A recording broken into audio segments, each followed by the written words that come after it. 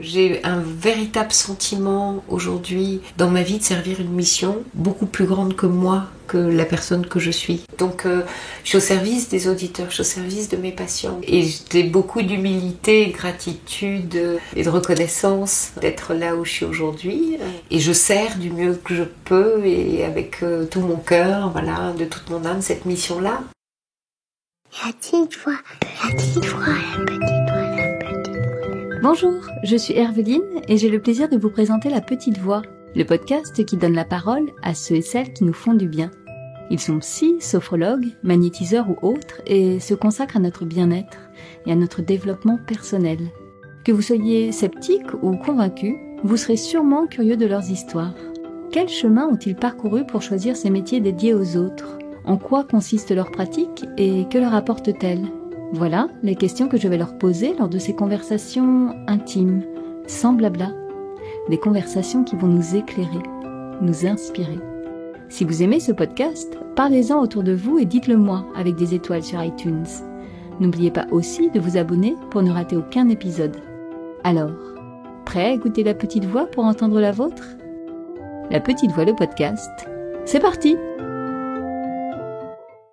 Quelle impression cela fait-il d'être celle qui pose des questions dans le cabinet d'une psy ? Eh bien, c'est assez chouette. Pas seulement parce que j'ai aimé l'inversion des rôles, mais surtout parce que mon invitée est une femme formidable que j'avais hâte de rencontrer. Rendez-vous compte, j'écoute Sophie Peters sur Europe 1 depuis plus de 10 ans. Chaque soir, elle recueille les confidences des auditeurs qui lui font part de leurs tourments. Chaque soir, je suis fascinée par leurs histoires. Fascinée de voir combien nos questions, petites et grandes, sont finalement universelles. Chaque soir, Sophie écoute, rassure, et finalement nous aide avec une extrême bienveillance et autant de pertinence à démêler le fil de nos vies. C'est un épisode doux et inspirant que je vous propose aujourd'hui, un épisode avec un supplément d'âme. Avec Sophie, nous allons parler du journalisme, qui n'est pas très éloigné de la psychologie, de la difficulté parfois à trouver notre place, et des mentors qui nous ouvrent des portes. Bonjour Sophie. Bonjour Herveline. Bienvenue dans La Petite Voix. Merci. Je suis ravie de vous accueillir dans ce podcast. C'est vraiment même un honneur pour moi de vous rencontrer et de pouvoir vous entendre aujourd'hui. Donc Sophie, avant de rentrer dans le vif du sujet, d'évoquer votre parcours et votre métier, pouvez-vous, pour ceux qui ne vous connaîtraient pas encore, vous présenter en quelques mots s'il vous plaît ? Alors, je m'appelle Sophie Peters, je suis psychanalyste, j'interviens également comme consultante en entreprise, j'accompagne des transformations d'entreprise ou des équipes en souffrance. J'exerce dans mon cabinet à Paris et puis j'ai une vie la nuit à la radio sur Europe 1 où j'anime la libre antenne en direct de 22h30 à 1h. Moi, je dois vous faire une confidence pour commencer, Sophie.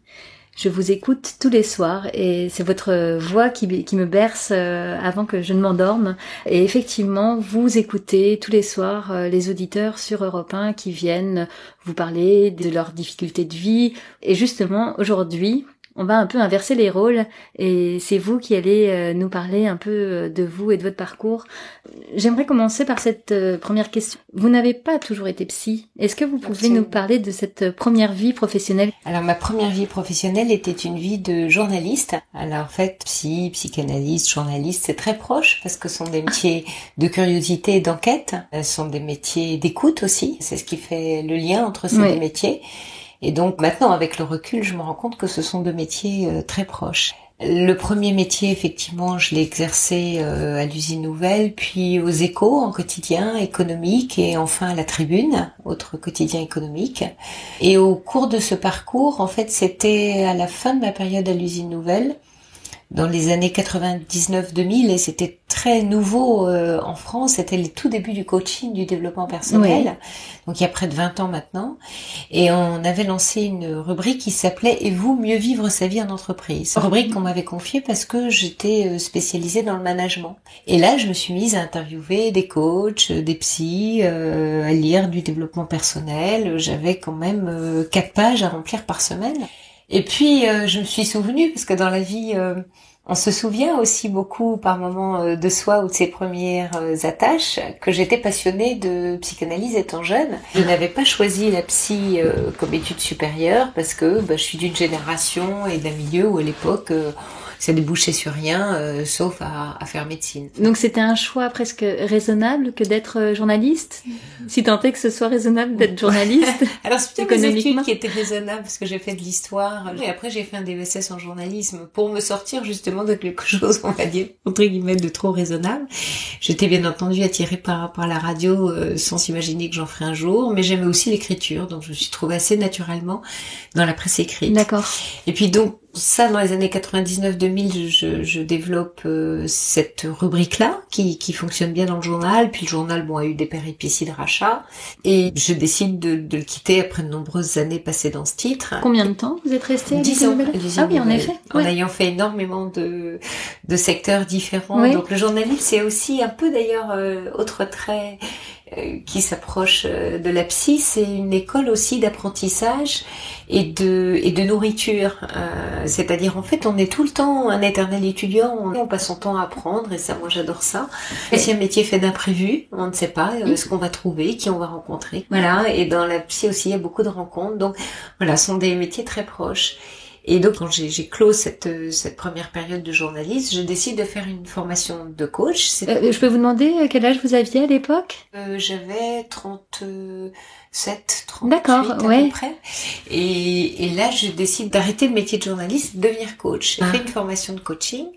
C'était vraiment un très très balbutiant en France. Il y avait 3 écoles en France. Et en fait, je me lance donc dans une formation longue que je trouvais sérieuse. Donc ça a été un choix très radical. Il n'y a pas eu de glissement un peu doux entre continuer un peu le journalisme et en parallèle suivre une formation. Vous avez vraiment arrêté ce métier-là ? Alors pas tout à fait. Vous allez voir la suite parce qu'il y a un rebondissement dans l'histoire.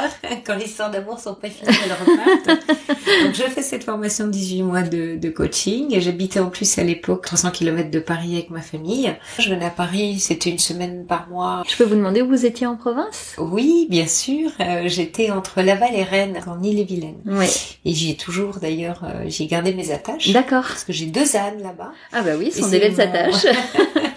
C'est mon lieu de ressources. D'accord. En fait, pour tout vous dire. D'accord. C'est la race campagne, comme j'aime. Et j'aime énormément et la région et ses habitants et cet endroit qui est vraiment l'endroit où je vais reprendre de la ressource. C'est votre bulle à vous. C'est ma bulle à moi. Voilà, je commence à avoir quelques clients, à me lancer dans le coaching. Et puis, mes premières amours me rattrapent. Je suis approchée par le quotidien Les Échos. Nicolas Bétou m'appelle pour me confier une chronique quotidienne tous les 2 jours. On était 2 à la tenir dans le journal, une demi-page des Échos quand même à remplir tous les 2 jours. Et je me dis, l'histoire d'amour est pas terminée. Dans une vie, faire du quotidien, c'était un rêve. J'ai fait de l'hebdomadaire. Les Échos, c'est un très bon quotidien. Je me suis dit, allez, la vie est longue, j'aurai toujours le temps de revenir à ça. Puis le coaching à l'époque qui était débutant, c'était un peu terrible, c'était faire rentrer un pied de 41 dans une chaussure de 36. L'entreprise vous disait, tel cadre ou tel manager, faites-moi, une Ferrari. On l'est toujours, vous me direz, dans la performance économique. Et ça, c'était pas tellement mon truc. Très vite, je me suis rendu compte que ça me plaisait pas, puis les Échos m'amusaient beaucoup plus. Et donc, en rentrant aux Échos, je me dis, c'est un peu dommage. J'étais quand même très intéressée par la formation que j'avais fait en coaching qui prenait appui sur l'analyse transactionnelle. Ouais. Et je me dis qu'à cela ne tienne, je vais m'engager dans un parcours de formation. Alors ce que j'ai pas dit, c'est qu'avant ma formation de coaching, j'avais déjà fait 10 ans d'analyse. Okay. J'avais déjà un parcours thérapeutique pour moi. Et donc je rentre à l'école d'analyse transactionnelle de Paris, en même temps que je rentre aux Échos. Donc c'était un week-end de formation par mois. J'avais l'agenda bien chargé.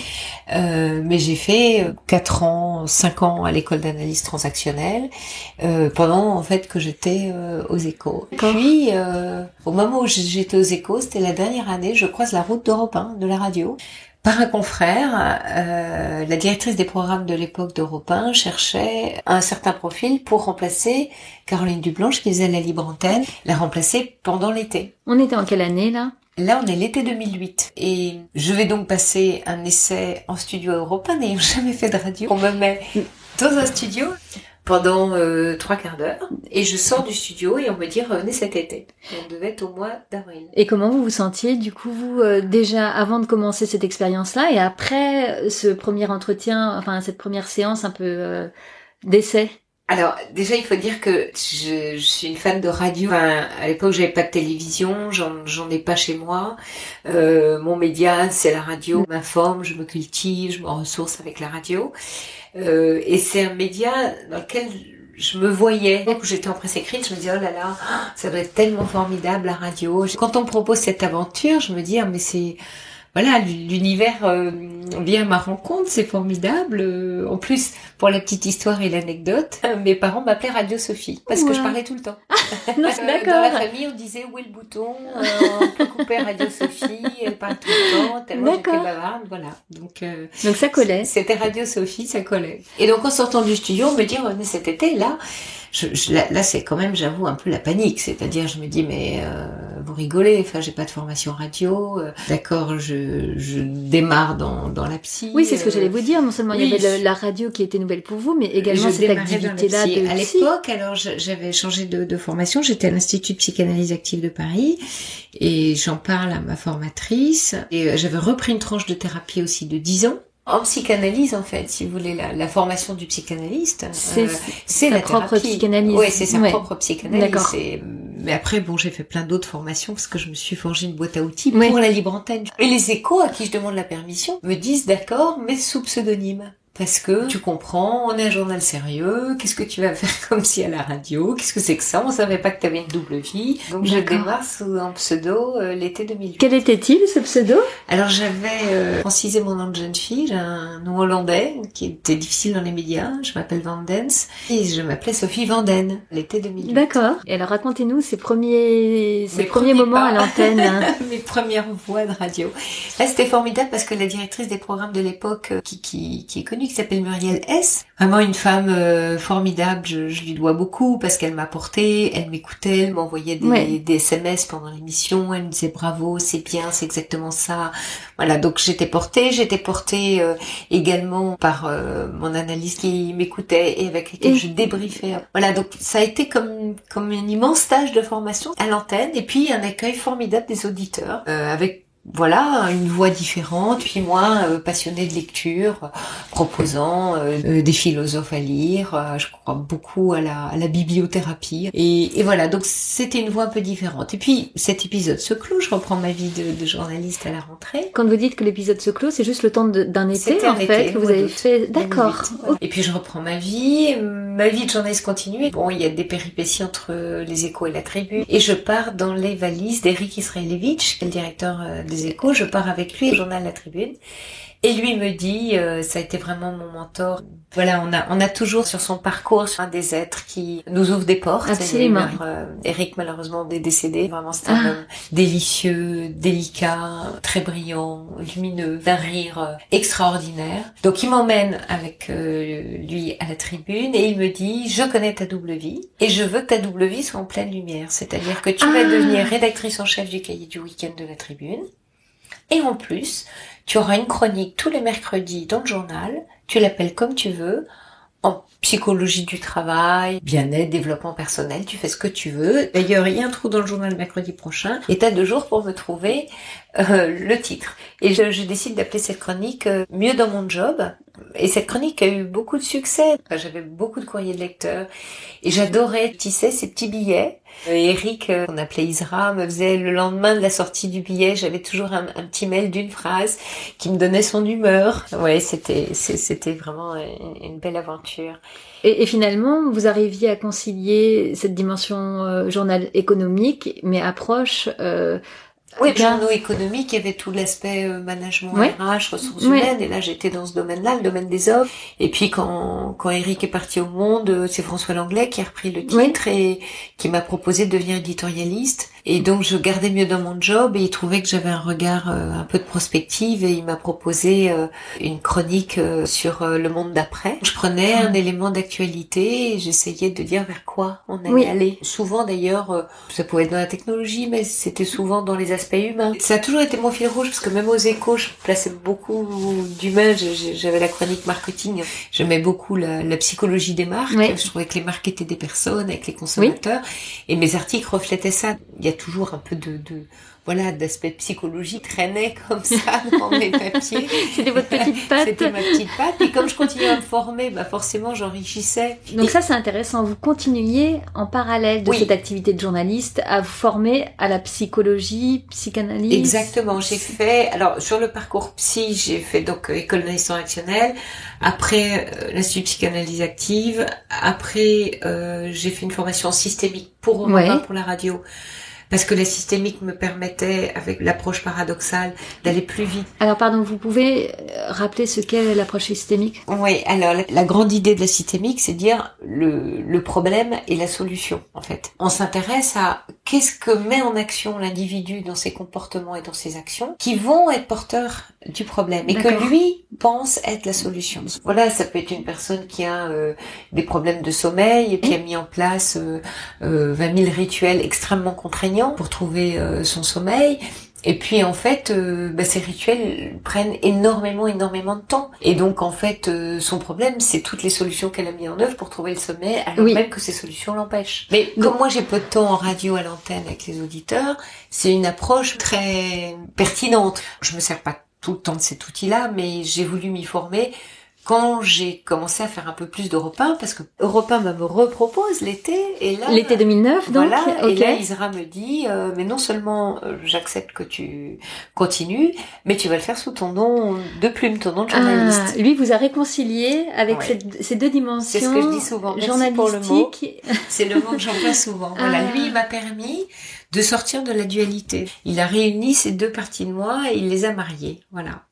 En montrant que ça fonctionnait en plus très bien. En montrant non seulement que ça fonctionnait et que les deux se nourrissaient. Donc je continue Europe 1 et là après l'été, il me propose les vendredis parce que en fait l'émission elle était pas encore 7 jours sur 7, elle était 5 jours sur 7 et il y avait pas vendredi et samedi. Il me propose le vendredi, le samedi étant toujours off. Et donc je fais les vendredis pendant je crois bien 2 ans. Puis ensuite il décide de la passer le samedi et là Caroline Dublanche dit moi à ce moment-là je lâche le dimanche. Oui. Et moi j'ai repris vendredi, donc, samedi, vous dimanche. aviez là 3 soirs, donc 3 rendez-vous, ça devenait un rendez-vous plus que régulier avec les auditeurs. Voilà.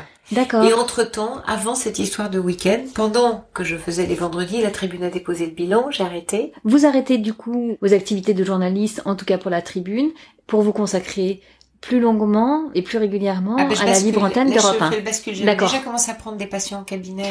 Donc en fait, quand vous me parliez tout à l'heure, mais vous avez fait une coupure nette, vous avez switché, non. J'ai fait comme beaucoup dans ces métiers-là. J'ai petit à petit fait un recoupement de métiers. Donc j'avais Europe 1 le vendredi soir, la libre antenne. J'avais commencé à prendre une demi-journée off par semaine pour ouvrir mon cabinet. Et la Tribune commençait à rencontrer des difficultés et déclinait. Donc au moment du dépôt de bilan, en fait, j'ai été gardée, la vérité, dans le premier round. Et je suis partie après, j'ai fait jouer la clause de cession. J'ai senti que j'étais prête à voler de mes propres ailes. Et j'ai monté ma société. Et là, la première année de ma société, j'ai beaucoup investi le domaine de l'entreprise. Je suis beaucoup intervenue en formation, en coaching et puis dans le domaine des risques psychosociaux. Donc j'avais le vendredi Europe 1 et ma semaine, j'étais partagée entre le monde de l'entreprise et le cabinet. D'accord. Et puis, j'oublie un épisode important parce que je le vois en vous parlant, c'est mon premier ouvrage. C'est en 2015 où j'ai sorti Du plaisir d'être soi, qui est ressorti en mars 2017. Okay. Et c'est un petit traité de navigation intérieure. Voilà. C'est pour naviguer à l'intérieur de soi. Donc c'est construit comme un voyage. C'est plutôt, un ouvrage de développement personnel, mais c'est un trajet. Donc de quoi sont faites nos prisons? Quand on sort, qu'est-ce qu'on rencontre? On rencontre la peur, la vulnérabilité, quelquefois la dépression. Donc j'explique ces mécanismes-là et après on se met en route et avec quoi on se met en route et quels sont les ingrédients qu'on emmène avec soi. Et donc qu'est-ce que c'est que le courage? Qu'est-ce que c'est que la bienveillance? Qu'est-ce que c'est que la gratitude? Et comment on met en œuvre ces ingrédients-là pour voyager dans la vie. Et puis l'ouvrage se termine par une ouverture sur le monde de notre âme et comment on se rencontre et quelle est cette petite voix en nous qui sans doute avec les années qu'on commence à entendre et à laquelle on fait confiance. Voilà. Donc c'est un voyage un peu dense et que j'ai voulu assez complet, mais dans un petit ouvrage. En fait, en vous écoutant, Sophie, je rebondis sur ce que vous disiez un petit peu plus tôt dans l'entretien, où il y a quelque chose de cohérent entre le métier de journaliste et celui de psy. Est-ce que quand même il n'y a pas une différence fondamentale? C'est que dans les deux cas, on observe, mais il y en a un où on passe à l'action et l'autre non. Alors merci pour ce point-là, parce qu'effectivement il est essentiel. Il y a quelque chose en moi, c'est pas que je n'étais pas heureuse, mais quelque chose en moi n'était pas heureux dans ce métier-là de journaliste. C'est-à-dire que j'avais toujours ce sentiment d'être là, mais de pas être à la bonne place. Et j'ai des souvenirs très précis de moments de flottement où à la fois j'aimais énormément mon quotidien, c'est très ludique, c'est très passionnant, c'est très enrichissant. Et puis ce sentiment de raconter la vie des autres et de voir la mienne passer. Et j'avais le sentiment que je ne construisais rien, que j'étais que je marchais sur des sables mouvants et c'était douloureux. Et je me souviens de mes époques de thérapie et de travail sur moi où je revenais sans cesse en séance sur cette image du sable mouvant qui m'engloutissait parce que c'était un métier qui réclamait énormément de temps de travail, d'application et des moments un peu étonnants, un peu déstabilisants où je me disais mais non, c'est pas ici, c'est pas là que tu dois être. Et en faisant confiance à ce que j'aimais profondément. Et puis peut-être aussi que rendons hommage à la libre antenne. Elle m'a un peu mis le pied à l'étrier, elle m'a autorisé. C'est un peu comme si j'avais rencontré sur ma route des feux verts. Et souvent le destin fait ça avec nous, il nous place sur notre route. Je parle souvent des petits cailloux, du petit pousset, mais pour pas se perdre, il nous dit regarde, il y a une lumière à cet endroit-là, vas-y.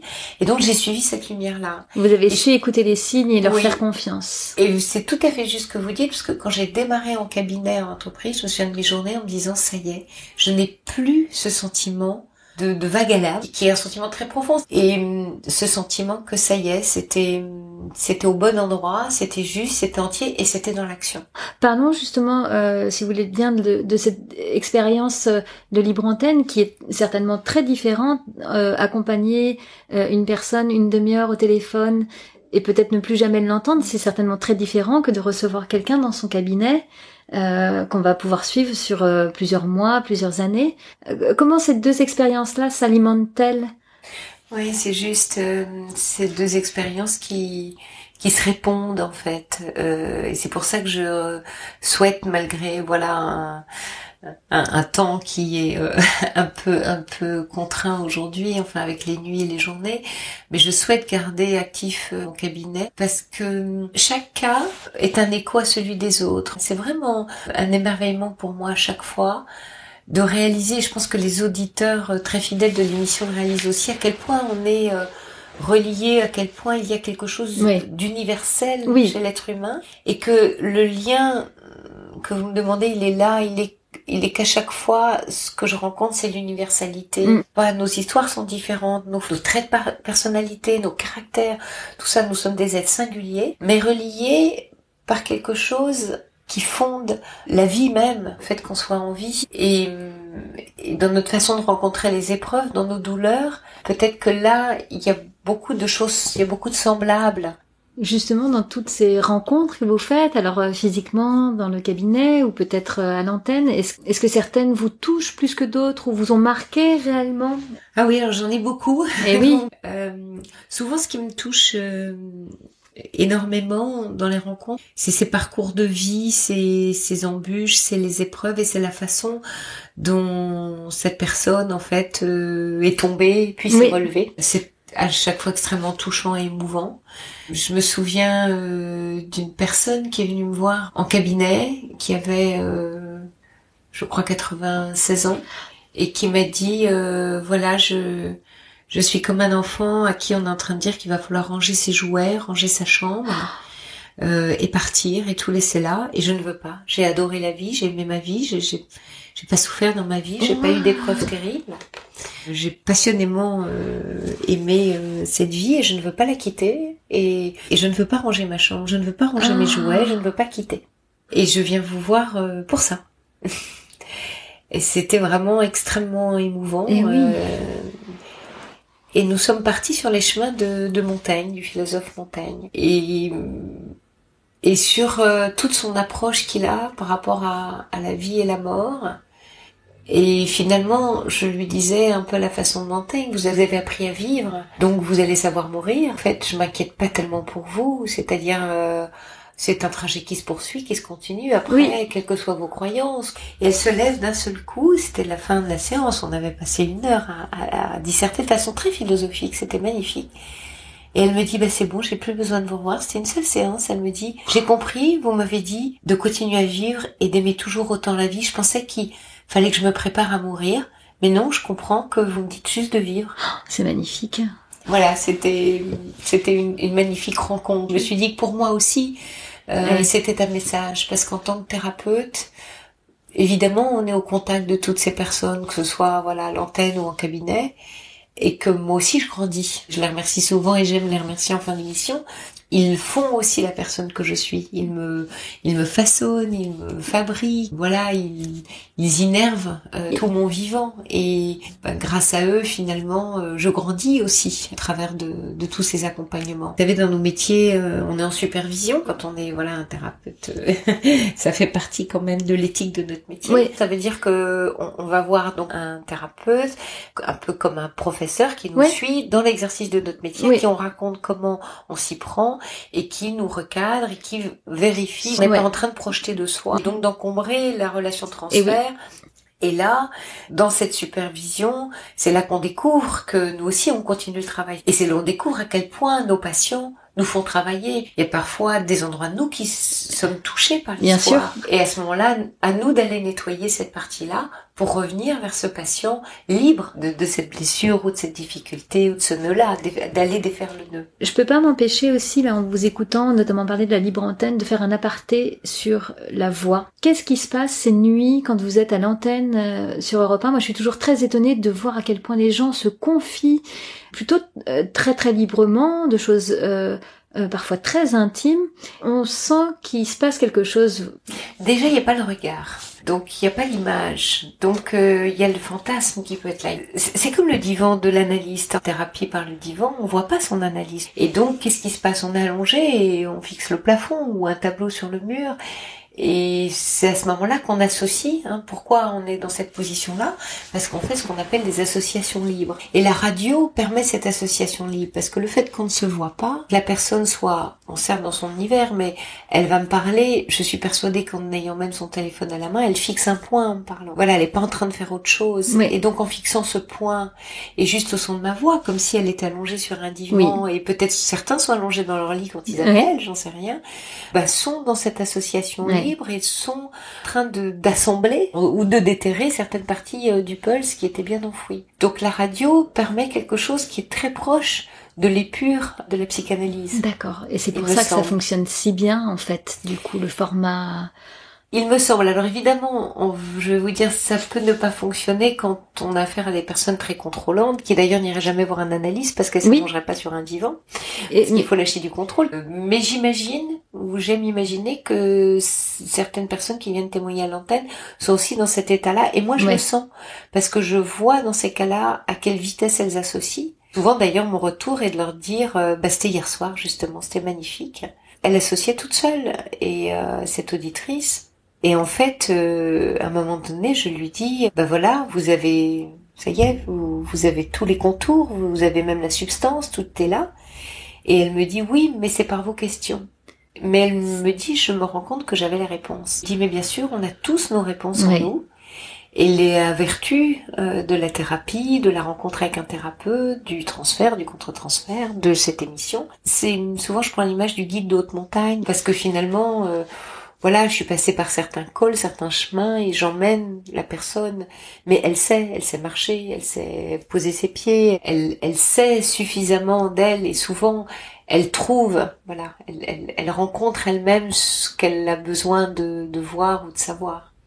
C'est quoi en fait le message ? C'est que vous, votre métier là, c'est d'aider ces personnes à écouter leur petite voix justement ? Oui, tout à fait. C'est vraiment permettre un accès. Je suis au service d'eux. J'ai un véritable sentiment aujourd'hui dans ma vie de servir une mission beaucoup plus grande que moi, que la personne que je suis. Est-ce que c'est ce qu'on appelle un chemin de vie, une mission de vie ? C'est comme ça que je vis en tout cas. Et j'ai beaucoup d'humilité, de gratitude et de reconnaissance d'être là où je suis aujourd'hui. Je pense que j'ai été placée là pour ça.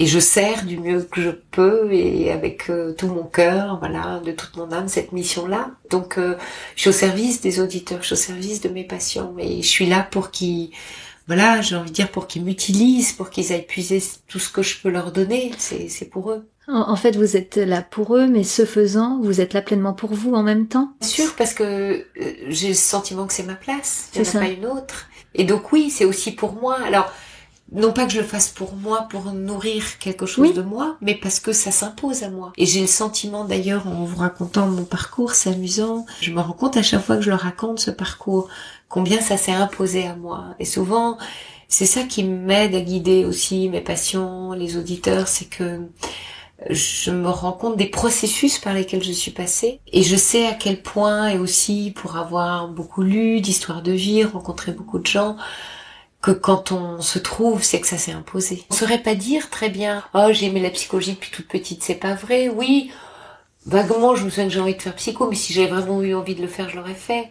Donc la vie est assez extraordinaire, elle nous propose. Alors après, on prend pas, mais si on l'écoute, elle a des propositions intéressantes à nous faire. Quand même, là, en vous écoutant, et c'est d'ailleurs ce qu'on peut ressentir en tant qu'auditeur de la Libre Antenne, il y a une dimension quand même très spirituelle en vous. C'est un peu plus que juste une approche philosophique de la vie. Est-ce que je me trompe?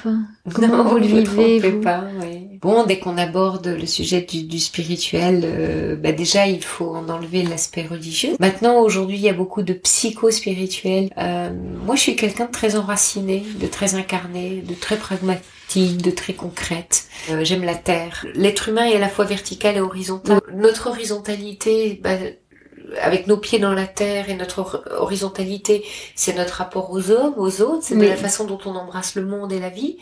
Et puis cette verticalité, c'est nous relier à quelque chose de plus grand que nous, qu'on peut appeler l'univers, et qu'on ressent dans son énergie, qu'on ressent dans une énergie vibratoire. C'est aujourd'hui avec la recherche en physique quantique, et on se rend compte qu'un être humain dégage une énergie vibratoire. On le sait aussi quand le corps meurt, on sait qu'on continue à produire de l'énergie pendant quelquefois quelques heures. Donc nous sommes des êtres, voilà, comme ça, d'énergie et de vibration. Et cette vibration-là, elle est reliée à une vibration très globale, et elle est universelle. Et le spirituel, qui m'habite, il est au sens jungien du terme, Jung, Freud et Ferenczi. Et ces psychanalystes nous ont mis sur cette voie-là, sur la voie de l'âme, sur cette voie VOX, et puis cette voie, ce chemin, et on est cette âme, et on la sent, on sent d'ailleurs à quel point quelquefois elle nous, quand on commence à l'écouter, à quel point elle nous propose un apprentissage qui est quelquefois très douloureux pour l'ego. Souvent ils sont en incohérence tous les deux, ou en combat. Alors non pas l'âme, elle combat rarement, elle s'arrête d'ailleurs quand l'ego prend trop de place. Mais en tout cas, il y a une espèce de petite comme ça contradiction, et qui est bien naturelle. Et je me rends compte là depuis quelque temps dans la Libre Antenne avec les auditeurs que ma place est surtout de leur dire à quel point dans un monde aujourd'hui où on est vraiment dans la performance, dans le soi parfait, dans le tout réussir, à quel point il est important de leur dire mais tout est juste. Et c'est un mot que j'emploie très souvent, tout est juste, tout est naturel. J'aime pas le mot normal, il n'y a pas de normalité. Mais il y a quelque chose qui s'impose, et même quand c'est dysfonctionnel, et ça c'est très systémique, c'est dysfonctionnel, mais ça sert quelque chose de l'individu. Donc j'ai beaucoup quelquefois bien sûr d'émerveillement, mais de reconnaissance à tous ces êtres qui se cognent et qui cherchent comme ça dans leur fonctionnalité avec leur dysfonctionnement. Voilà, la vie est une surprise permanente. Absolument. On va rester là-dessus parce que c'est vraiment une jolie manière de terminer l'échange, mais j'ai quand même pour vous quelques questions rituelles. Et la première sera certainement très facile pour vous puisque vous aimez beaucoup les livres, mais est-ce que vous pouvez me citer un livre inspirant à conseiller à ceux qui nous écoutent? Alors j'en ai un qui me suit, pas depuis toujours, peut-être depuis mes 20 ans, que je relis régulièrement parce qu'à chaque fois que je le relis, j'y trouve autre chose. Et c'est Les Lettres à un jeune poète de Rainer Maria Rilke. Et je conseille à ceux qui m'écoutent la traduction, parce qu'il y a plusieurs traductions et la traduction est essentielle chez Rilke. c'est celle de Bernard Grasset. Pourquoi l'être un jeune poète? C'est qu'il s'adresse à un certain monsieur Capu. Chaque chapitre est comme des leçons de vie. Et il dit d'ailleurs une phrase quelquefois que je dis quand on me dit mais comment vous faites ou mais c'est quoi votre parcours? Comme on est monsieur Capu, on comprend, lui dit mais comment vous faites pour me dire tout ça? Qu'est-ce que vous avez vécu? Et Rilke lui dit, sachez cher monsieur que celui qui vous dit tout ça n'aurait pas trouvé ces mots-là s'il ne l'avait pas vécu lui-même. Donc ça c'est un grand enseignement. Oui. Et voilà, donc je navigue dans la vie avec cet ouvrage. Mais merci de le partager pour la petite voix. Est-ce que vous avez un rituel bien-être? Oui, des postures de yoga. Vous faites du yoga, d'accord. Et je ne saurais vivre sans. Je fais entre 5-10 minutes au réveil de quelques postures qui vont faire que mon corps va être avec moi dans la journée. Et mon esprit aussi.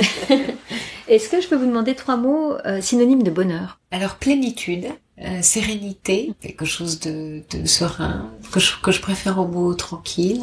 Et puis le 3e, c'est gratitude, parce que ça m'arrive vraiment très très souvent et ça m'arrivait enfant déjà. Je me sens remplie de gratitude, voilà. Et c'est quelque chose qui me remplit et là on a envie de dire merci la vie. Et ça pour moi c'est du bonheur quand on est dans ces jours-là. Justement, j'en viens à ma toute dernière question. Et vous, Sophie, êtes-vous heureuse? Bah écoute, au moment où je vous parle, oui. Ça l'a pas toujours été, voilà, et c'est important de le dire. Oui. J'aime pas l'idée d'avoir tout résolu, ou on peut me le dire, on le dit à des psys ou des gens dans nos domaines, où on dit, vous forcément, vous savez tout. Non, un psy c'est un être humain comme un autre. Je peux être triste, je peux pleurer, je peux être en colère, je peux être contrariée. Un jour un auditeur m'a demandé, mais ça vous arrive jamais de vous énerver? Et ça m'a fait rire. Je lui dis, mais évidemment que si, qu'est-ce que vous croyez? Voilà.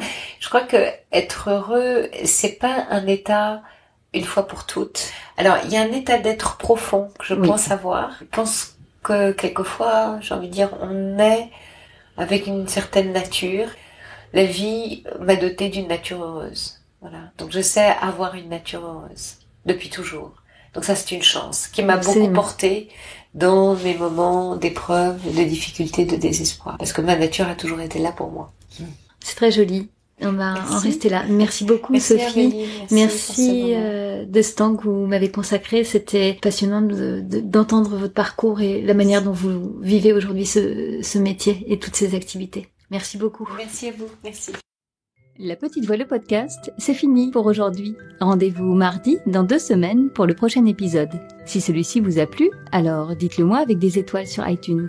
Parlez-en aussi autour de vous. Et pour ne rater aucun épisode, pensez à vous abonner sur votre appli de podcast ou sur les réseaux sociaux. Vous me trouverez en cherchant La Petite Voix, le podcast sur Facebook, Instagram, Twitter et YouTube. D'ailleurs, c'est sur ces pages que je vous raconte les coulisses de ma rencontre du jour et que vous trouverez toutes les références de l'épisode. Une dernière chose qui me tient vraiment à cœur, je serais ravie d'échanger avec vous sur vos impressions, de recevoir vos questions et vos suggestions sur les invités que vous aimeriez entendre. Alors surtout, n'hésitez pas à m'écrire. Merci beaucoup et à bientôt sur La Petite Voix.